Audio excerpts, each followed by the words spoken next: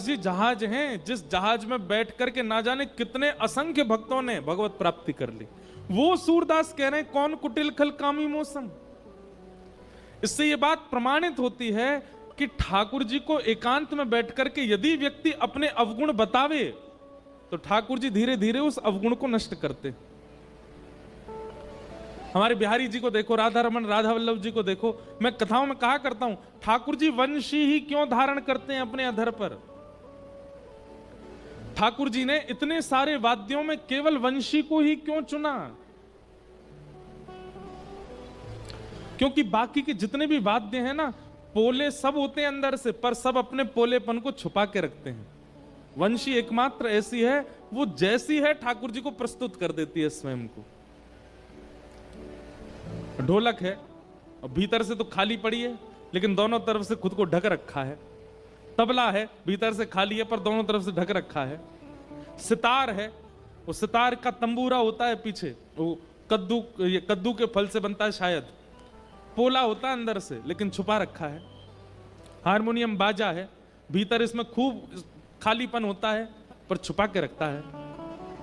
सारे वाद्य अपने आप को छुपा करके रखते हैं। एकमात्र वंशी ऐसी है जो अपने समस्त खालीपन को ठाकुर जी के आगे प्रस्तुत कर देती है। मतलब अपने दोष को छुपाती नहीं है ठाकुर जी, इसलिए ठाकुर जी उसको अधर पर धारण करते हैं।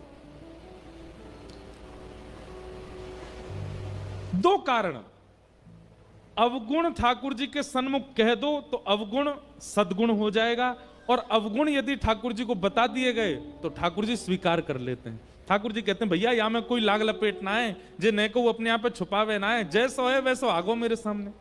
भागवत में कथा आती कुब्जा, 3 जगह से कमर टेढ़ी उसकी। जब ठाकुर जी के सन्मुख से निकली, उसने अपने उस अंतरंग दीन स्वरूप को ठाकुर जी से छुपाया नहीं। भगवान उससे बात करने लगे तो कुब्जा बोली आप मुझसे चर्चा मत कीजिए। क्यों? आप त्रिभुवन सुंदर हैं और मैं अत्यंत कुरूपणी। मुझसे चर्चा करते हुए कोई आपको देख लेगा तो आपके ऊपर प्रश्न उठाएगा। ठाकुर जी ने मन में विचार किया, इसने अपने दोष को किंचित भी छुपाया नहीं तो लोग पता कैसे होते हैं, उनके अंदर एक दोष आ जाता है, उस दोष को छुपाने के लिए 5 झूठ और बोलते हैं।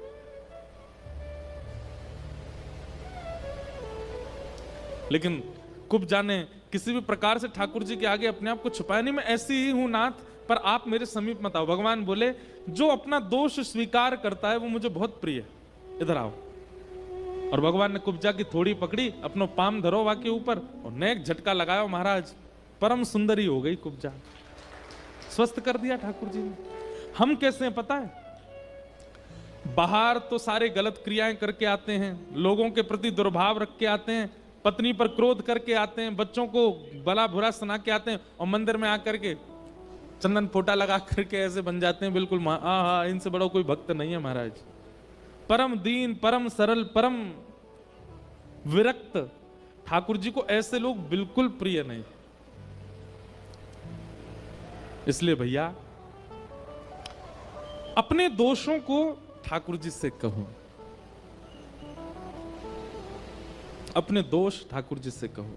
रसिक प्रीतम हित चित की बातें, रसिक प्रीतम हित चित की बातें, श्री गिरधारी जी सो कहिए तलहटी, गोवर्धन की रहिए, गोवर्धन की रहिए तरहटी, गोवर्धन की रहिए। रसिक प्रीतम हित चित की बातें, श्री गिरधारी जी सो कहिए तलहटी, गोवर्धन की रहिए। अपने मन की सारी बातें ठाकुर जी से कहो।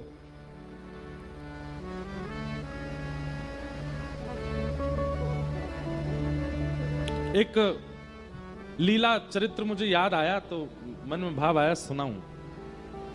हमारे ब्रज वृंदावन में एक श्री राधा वल्लभ लाल जी के परम वैष्णव भक्त हुए, उनका नाम था छबील दास जी। क्या नाम था? छबील दास। इनका नाम था छबील दास तांबुली।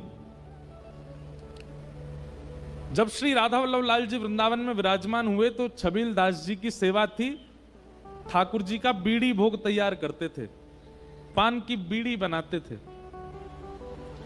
और लता कुंजों में बैठ करके बीड़ी बनाते, और बीड़ी बनाते बनाते इनके मन में क्या था, अब पान तो इतना बड़ा, ये क्या करते, बीज से पान को अलग अलग करके छोटी छोटी बीड़ी बनाते।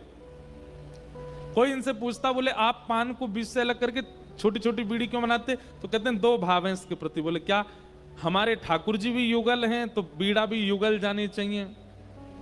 और दूसरा भाव ये कहते, बोले लाला को मुखमंडल छोटो सो है, बड़ी बड़ी बीड़ा पावे में कहीं वहां कोई दिक्कत नहीं हो, या हमारे छोटी छोटी बनाओ। तो छोटी छोटी बीड़ा बनाते थे।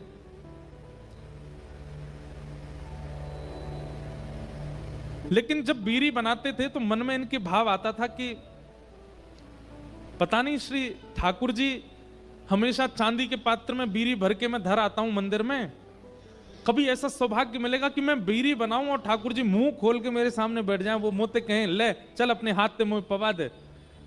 तो जब बीड़ी सेवा करते थे तो मन में ये उनके चिंतन चलता रहता था कि कभी ऐसा दिन आएगा कि नंद नंदन श्याम सुंदर सामने बैठे और बैठ के अपना छोटा सा मुख खोल के मुंह से कहें कि मुंह को बीड़ी पवाए दे। आहा।